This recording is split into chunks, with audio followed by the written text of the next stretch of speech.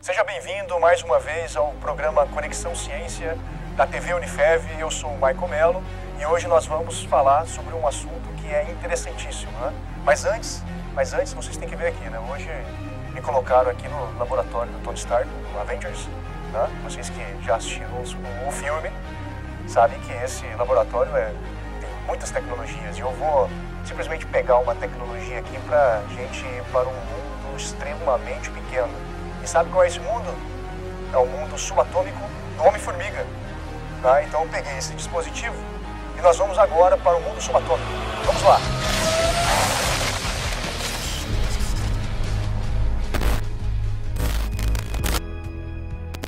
Bom, chegamos aqui no mundo subatômico. Tá? Como vocês podem ver, nós temos os átomos aqui, os elétrons, os prótons, os núcleos.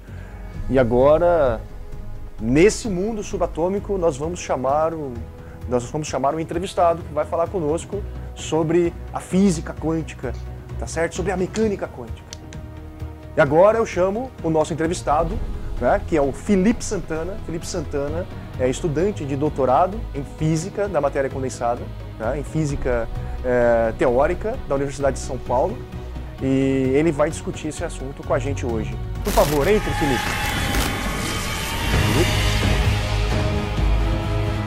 Ok. Como vai, tudo bem? Tudo bem com você? Bom, eu fiquei meio em dúvida agora. Você foi um quântico agora? Sim. Podemos ver que é um dos princípios da mecânica quântica, o princípio da incerteza. Mas agora que eu apertei sua mão, aquele agora outro já Sim, você fez a medida, então você colapsou a função de onda, e agora eu sou um estado conhecido por Uau, você. Cara! Nossa, esse programa promete, hein? Promete. Que da hora. Ó, vamos lá, Felipe, é um prazer primeiramente receber você aqui. Há muito tempo estou querendo trazer já para a gente discutir física, porque a gente sempre toma os cafés, né, discutindo a física, mas agora tem uma terceira pessoa ali, ela está assistindo esse bate-papo nosso. Sim. Nosso programa é curto, mas se caso o negócio fique um pouco mais complexo, a gente pode falar assim, não, isso aí a gente vai discutir outro programa, porque tem assunto pra caramba aqui, não é? Tem. Física é um prato cheio para quem gosta, para quem gosta de exatas, raciocínio lógico. Tem muita coisa para ser feita, muita coisa para ser descoberta e ser estudado na nossa natureza, porque o nosso entendimento, por mais que vocês achem que existe muita coisa descoberta, eu diria que o nosso entendimento é muito pouco ainda para descrever o universo como ele realmente é. É muito complexo isso. Sim. E eu também gostaria de aproveitar, já que você agradeceu, eu que agradeço o convite, é um prazer estar aqui, porque sempre conversamos sobre física, sobre diversos assuntos nos nossos cafés e temos a oportunidade de trazer essa conversa para nada melhor, ter um bom amigo, um café e uma boa física. Certo. Bom, primeiramente, o que você faz, de fato? O meu trabalho, ele consiste em estudar, investigar os átomos em um regime de temperatura de nano a microkelvin. Então são átomos frios que são confinados em redes óticas. E a partir daí, que vai ser um dos temas da nossa discussão também, surge o conceito de condensado de Bose-Einstein. Legal, mas você está falando de uma temperatura de nanokelvin. No último programa, em programas anteriores, nós falamos sobre mudanças climáticas, né? Falamos sobre a viagem a Marte, onde o inverno de Marte era menos 165 graus. Vixe, isso aí isso é muito quente perto de nanokelvin, de microkelvin, certo? Exatamente. É próximo do zero absoluto. Né? Esse zero absoluto é o máximo que você pode chegar. Exatamente, o zero absoluto é um conceito teórico. Discute-se hoje se é possível ser alcançado ou não. Mas ele está intrinsecamente ligado ao movimento nulo de todas as partículas do sistema que esteja na temperatura de zero absoluto. Interessante. Bom, então você fala sobre o condensado de Bose-Einstein, né? Que, ao meu entender, é um novo estado da matéria. É um estado diferente da matéria. Exatamente. Temos o sólido, o líquido, o gasoso e também nós temos um dos estados, Bose-Einstein. É isso? Sim, é um estado diferente de tudo que a gente conhece pela física clássica. A física clássica, eu digo, é o nosso mundo macroscópico, o que a gente enxerga, certo?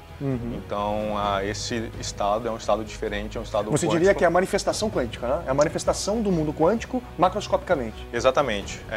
Já que vamos entrar mais detalhadamente nessa discussão. Porque nós estamos, olha só, nós estamos aqui no mundo subatômico. No mundo subatômico. Sim. Então, o condensado de Bose-Einstein, ele é um estado que é atingido por temperaturas muito baixas. Certo. Na escala de microkelvin e nanokelvin. Ótimo. Então, qualquer sistema de partículas, ele precisa ser primeiramente um sistema constituído por átomos bosônicos. O que são átomos bosônicos? Átomos bosônicos são átomos que possuem spin inteiro, certo? Um número inteiro de spin.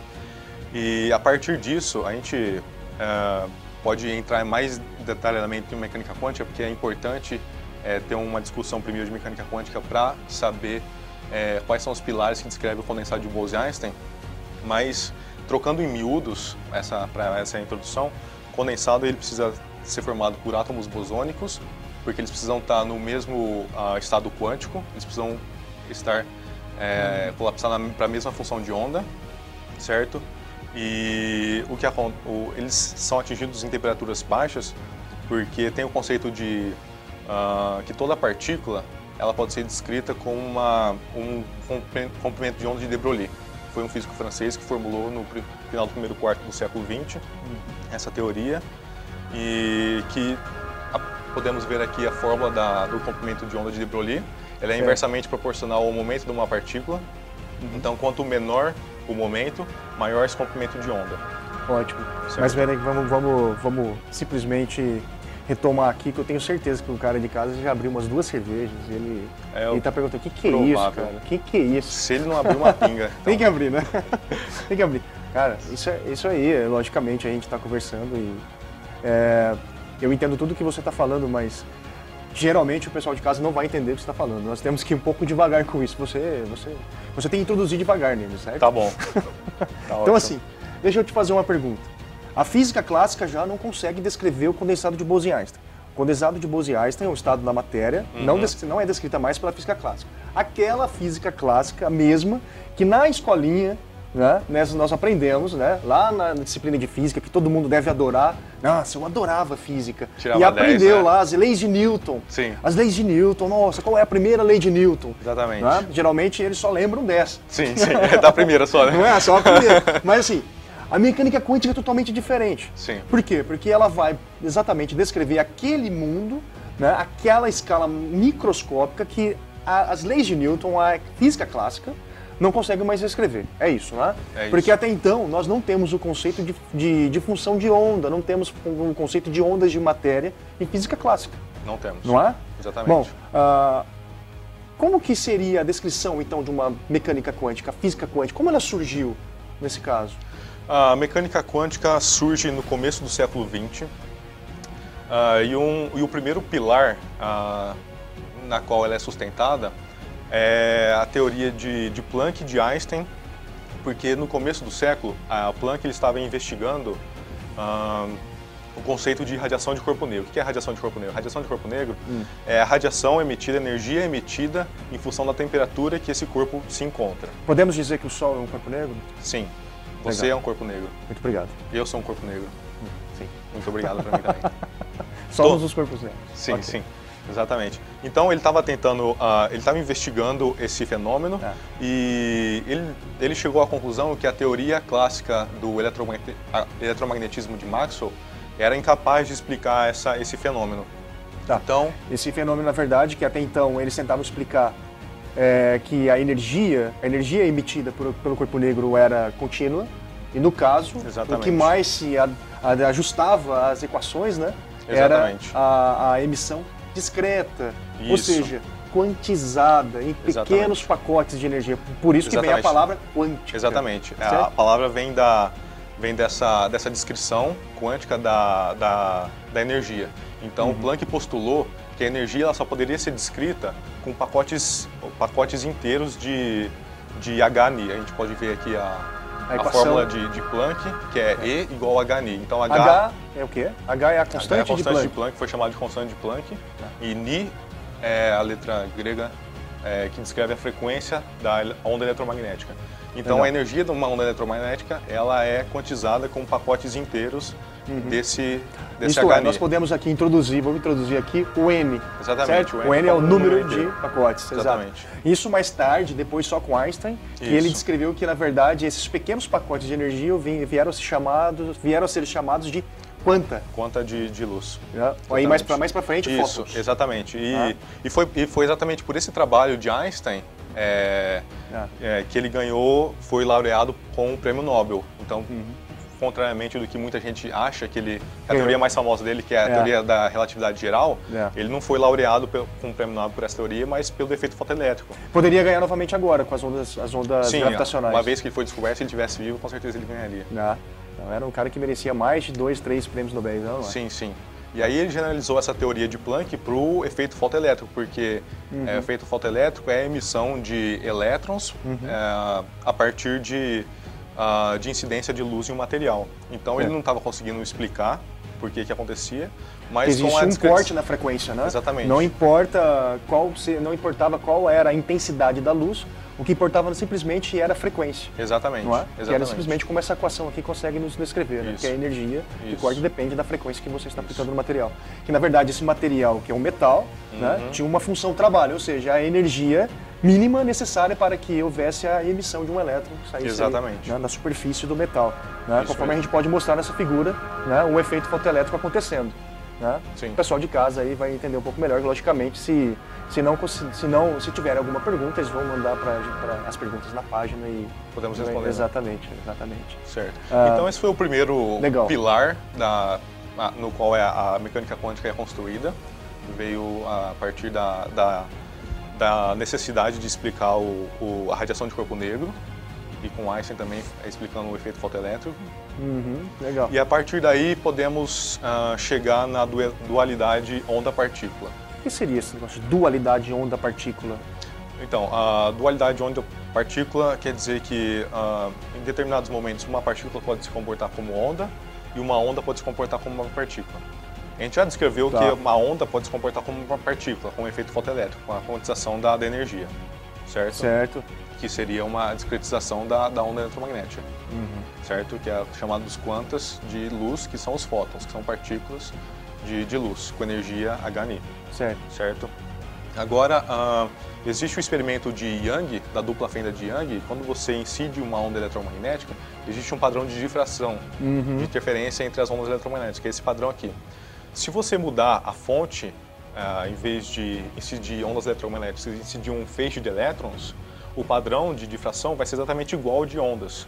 Então aí o pessoal começou a pensar que, por um acaso, essas partículas, que, por exemplo, um elétron, você pega um contador Geiger, você tem cliques discretos de contagem.